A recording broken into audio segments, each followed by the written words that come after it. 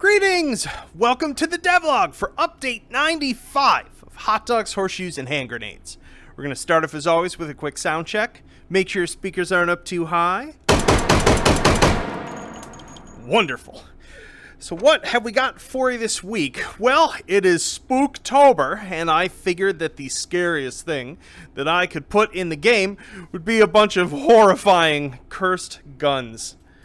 So let's take a look at some of these new toys. This whole set has been a real group effort by the wonderful and zany 3D artists who contribute to this game. A couple of these came out of portfolios, a couple are brand new creations, and so let's take a look at the first teeny one here. I give you the Deagleoff Pocket Pistol by Jose. This is I saw this one a little while back, and I was just like, oh, I gotta have it. It's I don't know. It's almost weird just how seamlessly they've been fused together, almost like it was like a transporter accident or something. It has a double stack of 32 ACP, so it's a little popper.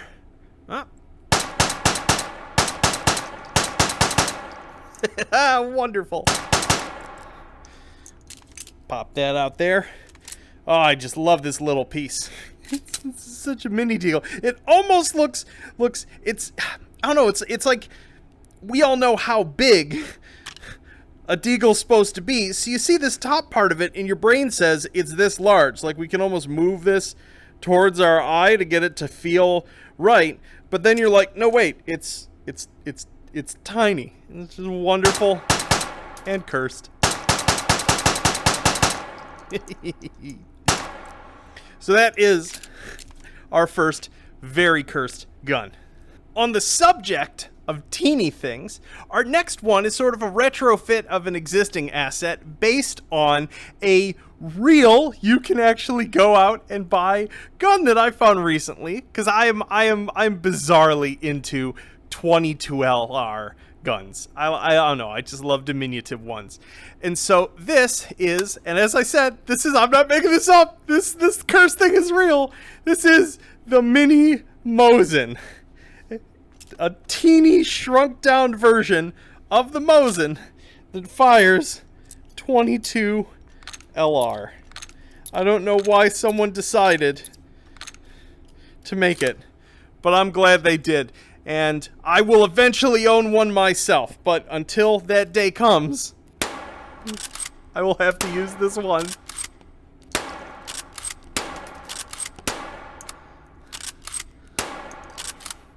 They'll never know what hit them, because they won't feel it.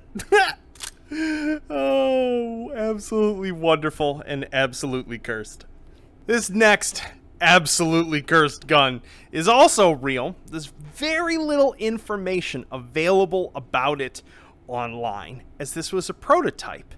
That's right, we have, courtesy of Sergey, the stamped 1911 prototype. Apparently someone was like, I guess they needed to bring the production cost of this down. I don't know why. I don't think 1911s were terribly expensive to make in the first place, but they decided to try and produced this unholy fusion of tumor and gun. Still shoots fine, I guess. Well, I mean, I don't even know if the real one shot well. There just isn't info. But yeah, like it's so weird. It's like its safety rotates down there to sort of like protect it from the hammer. Oh, just so strange. I love it. I just love it. So there you have it. Stamped knife. If there's a weird 1911 out there, especially if there's an ugly 1911 out there, it will eventually find its way into the game. Speaking of ugly, I know a lot of you know that Anton here has a special hatred for race guns in general. Ones that are used in like competition shooting, that are festooned in aluminum with their oversized sights and the horrible proportions and like 3-ounce triggers and such. And so I decided that you should all hurt the way that I hurt looking at them. And so, courtesy of Ole, I give you the IPSC 2011 break action in 50 BMG with patented H3 holographic sight technology. What do you think of that? Wonderful. Oh, this thing's so stupid. But I will never get tired of firing a single shot break action gun. Boom! It's actually got enough barrel length on it and muzzle brakes that it hits decently. Oh, thank you for this, Ole. I think this is clearly the ugliest gun in the game. Wonderful. Speaking of setting, shall we say, records in the game, we're going to go from ugliest to possibly the worst fully automatic firearm in the entire game. This is based on a real firearm that was, I think, seized by Finnish police. Just look at it. I got some help from a Finnish member of our community in naming it. I'm going to butcher the pronunciation, of course. I believe it's Kulruski? Ruskyu? Yeah, Kulruskyu. It's close enough for me. That's the Finnish word. I think it's like a loan word from Swedish for machine gun or submachine gun.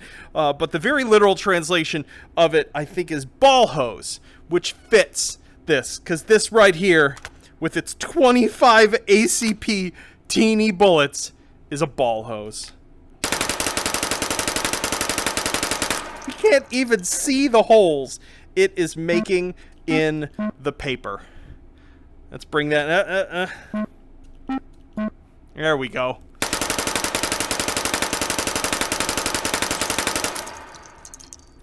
There you have it.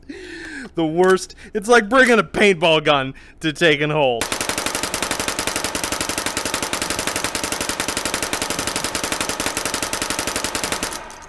Really good, though, if you need to, like, sign your name on a novelty check from, like, 5 meters away. So, there you have it. Oh, I just love this stupid thing. Oh, even sounds jank. Back into the world of fantasy, this next piece by Stefan is, he actually made this a while back, as he often does just feel moved at times to make truly cursed things of his own volition. So I've had this model for a while, waiting for the right moment. And so I give you the Tamakuzi, the unholy fusion of Thompson, Uzi, and question mark. Originally chambered in overstamped 357 SIG, but now chambered in 455 Webley off of a closed bolt. Let's pull that stock out with 2 firing options. It has 4-round burst, and as we take a look here, 17-round burst.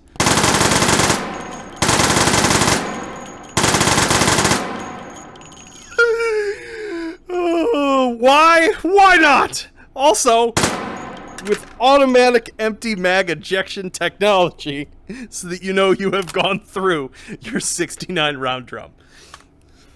There we go.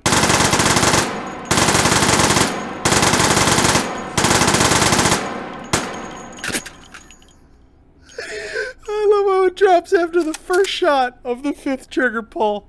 It's just perfect. It's what it deserves. Oh, the Tamakuzi. Wonderful. And then last, we've got one that was really perfect for this, because if there's one production firearm that was fielded by a nation's army in a serious war that was the most cursed of anything, it was clearly the Sten Mark II. A pipe with another pipe, a spring, and a whole bunch of hope. And so I give you, by Ole, this wonderful riff off of it. the Stenoff in 308. Utterly unreasonable. Would likely break your shoulder if you fired it in real life. And to help with that, it has our patented hydraulic recoil system. Sort of like a dumpster version of the Vector 45's recoil compensation, which, as you can see, pulls the gun quite far back into your face as you fire it. Which really was a funny thing to realize, because I fired this after implementing that and was like, whoa, this actually feels like the really powerful guns in like a Call of Duty game because of how much it's recoiling backwards. The thing is, what I realized is that that's because this gun is actually moving like 6 whole inches backwards. Which would mean that if a gun was actually linearly recoiling as much as they do on screen in most first-person shooters, they'd be plunging all the way through the front of and out the back of your shoulder. So, these things we learn about gun games by doing them in VR. And to go with it, we have a snail drum, I guess? Curly Q magazine. That holds 50 rounds. Wonderful. I'm gonna be using this a lot. Oh, wonderful. Absolutely wonderful. Anywho, accidental arm swing jump. How I missed you. Let's go ahead and jump into another scene so that I can show you the other thing that got added with this update. So we are in the take and hold scene, and the reason for that is it's Spooktober, after all, which means I have finally gotten around to adding a take and hold character that is Rottwiener themed. Zeke Zombie Hunter. It's a very tightly themed progression, similar to Well Done Free Meat, in that we've got this progression of enemies that starts being like a little bit of zombies and then sort of like survivors who will also shoot at you, who are like defending supply points and things, and then the zombies slowly overtake them, and then after a while the pacification squad comes in to wipe them and you out. You will notice that the ends of some of the hold sequences actually sort of have a boss zombie Sosig, which you'll be familiar with if you have played Rottwieners. It's gonna be hard. The weapon progression is based around civvy guns, but there's also a selectable. There's a pool that will show up from take phase 3 and onward. That's actually pure meme guns. So you can get a bad meme gun from it, or an incredible meme gun. It's there for the gamblers. So give this one a try. I'm not going to do gameplay of it here because I have run out of time and have to fix a couple bugs before release.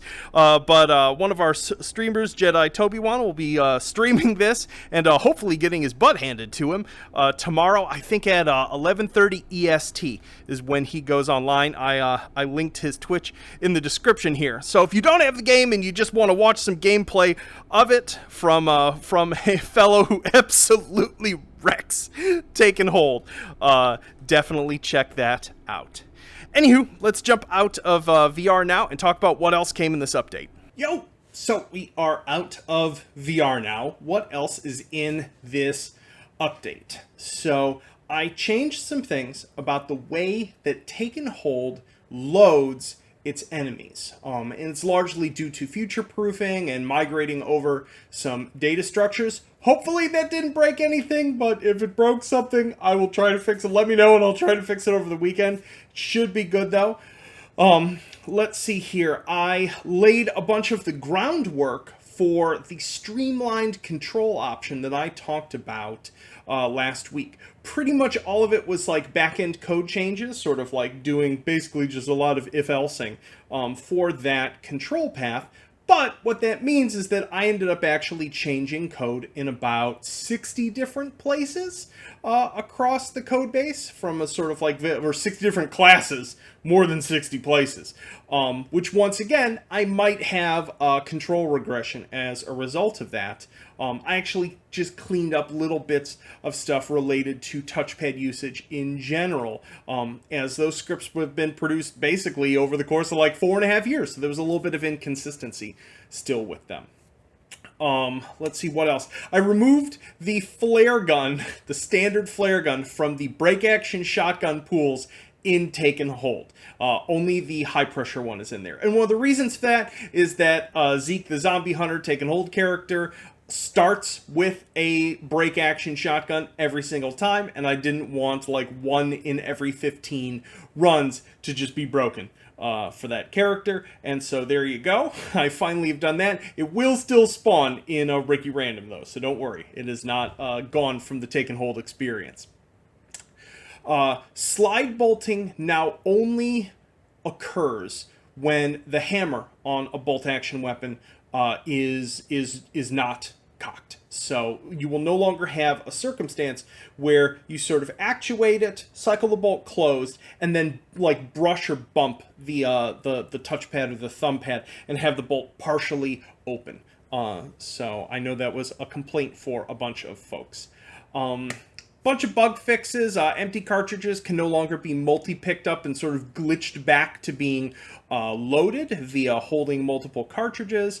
Oh, huge change that I actually forgot to show off. I have finally fixed the huge bug with break action shotgun 4s. You can now actually hold the break action by the forward grip without having it just like, you know, like glitch jump around. And in doing so, I changed the way that they work in terms of what the forward hand is doing from an aiming perspective. Namely that when the shotgun is broken open, the forward hand doesn't point the shotgun towards it, which actually allows you to physically break the shotgun open like this, you know, still pressing and holding the button, releasing the primary hand, loading it like this, grabbing it, and then shutting it. So they work better now, I think, than they've probably ever worked. I want to know what you folks think about it. I was so proud of myself that I fixed that. I fixed various ladder sight trigger overlap and collision problems with a bunch of... I clearly did not test all of the guns manually that I did those ladder sights on last week, because like 8 or 9 of them were broken, but they're fixed now. The ladder sight now actually moves with the top cover of the RPD. I fixed the MRAD safety, fixed a couple item spawner things, and the appearance of the Deagle 50. It's sort of like part of its like support rail for its slide also moved with the slides. So there you folks have it. Here, I hope you all enjoy your spooktacular October update. In terms of what's sort of happening next, I'm going back to focusing on game planner stuff, tutorial stuff, the stuff that I covered in the roadmap. But I hope you folks have fun with this update. Let me know what you think of the Take and Hold progression. I'm totally open to tweaking it. There's definitely some real hard holds and waves that show up when you play it on marathon mode, let me tell you. But if it's just too hard, let me know. But I think I struck a good balance in terms of sort of weapon pool availability to give it a sizable challenge. It's definitely in spawn lock mode, it's very run and gun, and in limited ammo mode, especially towards the later part, it's quite a sneak around mode, because you just don't want to be taking engagements a lot, and there's lots of zombies. So, and there's lots of cross-faction fighting action, like in the Well Done Freemake characters. So, anywho, I hope you all enjoy it, and I hope you all have a wonderful weekend, and I'll see y'all soon. Peace.